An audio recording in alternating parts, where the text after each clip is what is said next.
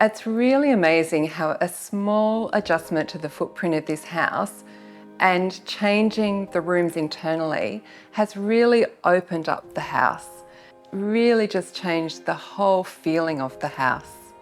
Hi, I'm Janelle, and my husband and I renovated our Lake Macquarie home through LTAA Architecture. We were on the fence, sell or renovate this property. We love the area, we love our views, the garden, but the home was just not meeting our needs. We knew to change this, we needed a professional team on our side.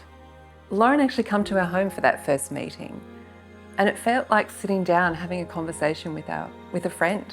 She listened to our needs and what we wanted to achieve, and you can tell that she was really passionate about wanting to do that for us. This support made what could be a very stressful process easy to get through.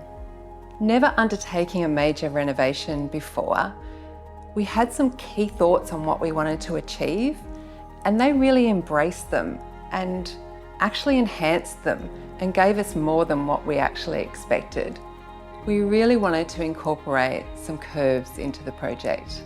It really just adds that extra luxury to the property, and the finished product with this renovation has really embraced that, and it's more than what we initially expected.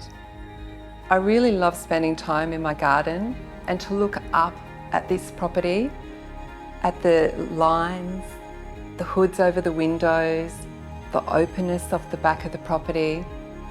But I equally enjoy being inside, in the kitchen. Working in the kitchen's not as hard when you've got a beautiful view down to the lake and all this light coming in.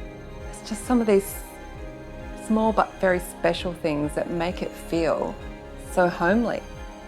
The design aesthetics of this home has really taken it from our humble home into our forever home.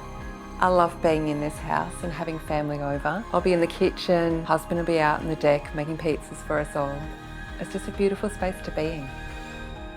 We would love to recommend LTAA. They made us feel comfortable throughout this whole process.